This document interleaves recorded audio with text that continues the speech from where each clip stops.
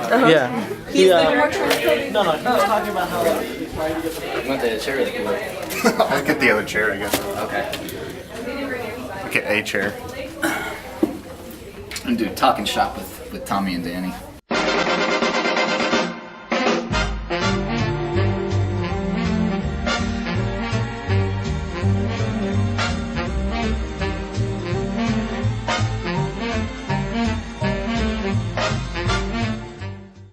I gotta wait till Tommy gets here.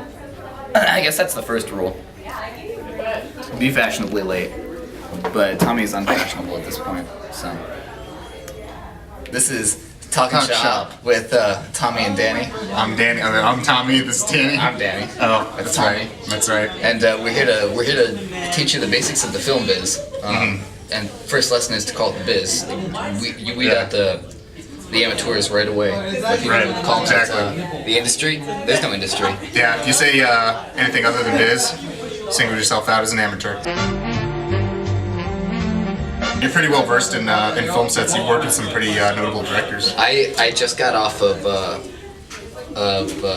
Joel Schumacher's his last set. You got off Joey's.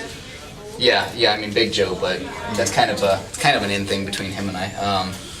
I got a funny story about that actually. So yeah, I don't want to hear it. Joe has some funny habits. Like I've told you before, he has to have sweet potatoes first thing on set. No baked, no boiled, no fried, no cut, just blank sweet potatoes. He calls them blanks, which is it's kind of dangerous on a film set. That's actually how Brendan Lee died. Deal with a baked potato. Yeah, they ordered some blanks, and what they got was sweet potatoes. You got a baked potato in his head. Yeah, exactly. He got Pretty much. It was a potato head. Yeah, he got a hot potato slug in his head. That's awful. You gotta check those mags. So we can stop riffing on Brandon Lee. That toast. Yeah, The Brandon Lee. And sweet potatoes. Yeah, seriously. My fair sweet potato. So there's a couple basic rules. First of all, you always want to the first shot of every Schumacher movie has to be Dutched. And that's what we call it in the biz. We call it Dutching it. So if Pete, we'll follow my hands. What we're doing now is we're Dutching it, and it's creating. That is so. I can't believe you're revealing this. You know, it's creating what we call dynamics in the biz. Because the second you get it on a tripod, it's a home movie, my friend.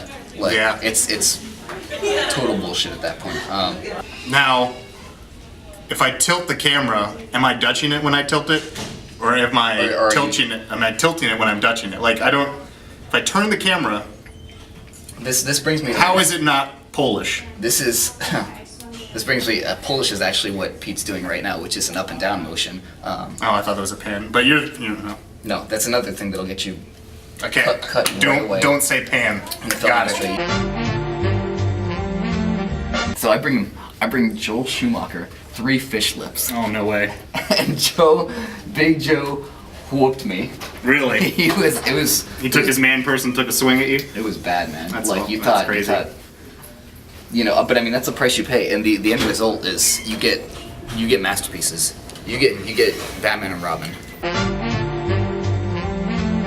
Yeah. Now I've heard that you don't call it a movie, you call it a show when you're working on. Can I say show? Yeah, you can say show. Sure. But it depends on your rank. Okay, I can't say show. If you're a PA, you don't refer to anything. As far as you're concerned, you're not working on anything.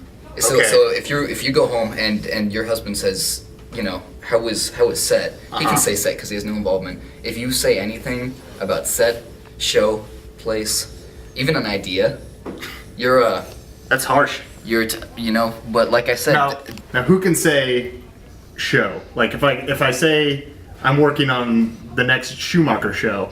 exclusively the second AD, Okay. and they can only say it 3 times a day actually. Really? Like Yeah. Beetlejuice. Exactly. You say it more than 4 times, and you're incurring the wrath of. Michael Keaton.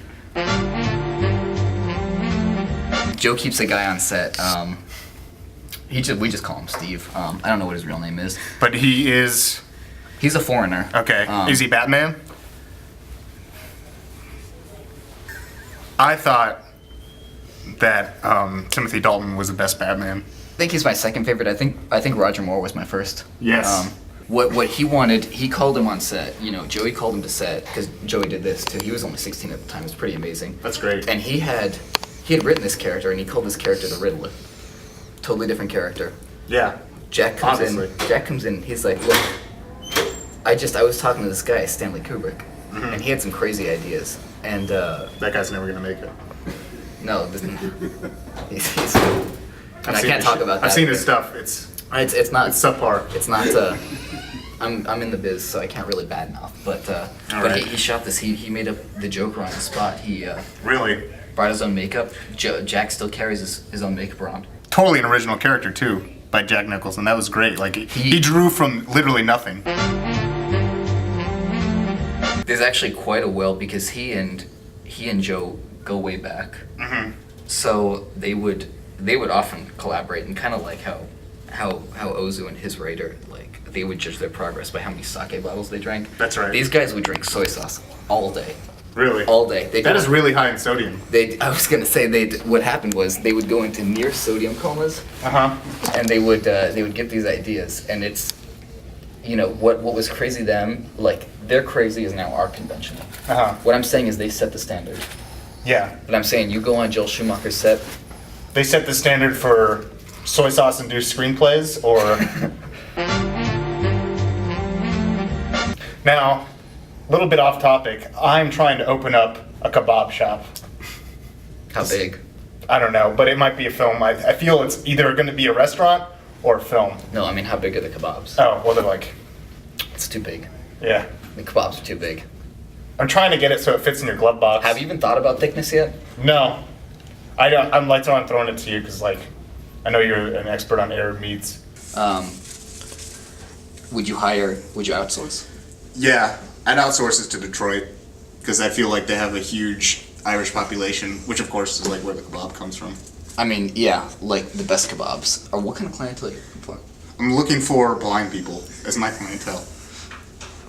I can't have a lot of flashy signs. It's gonna save money on signs. I was gonna say, but I feel like I'm gonna release a lot of braille. look, you're either newsletters. overestimating or underestimating how much they know kebab. Because it's actually an innate thing. What they don't tell you is that when you lose one of your senses, another goes up. Typically, it's the kebab sense. That's what I'm thinking. Like if I win over the blind community, Yeah. then everyone will see that like blind people have great taste because they're like blind, so their taste is heightened. And I feel if I win over the blind people, that everyone else will get kebabs. I might have to buy signs then. Well, I mean, but then you risk. I mean, you always risk isolating it. Yeah. Like I remember when you could get a kebab on the street for a nickel. Like it would, you know, people would come to America and they'd say the streets are paved with kebabs. And Yeah. it's just not that.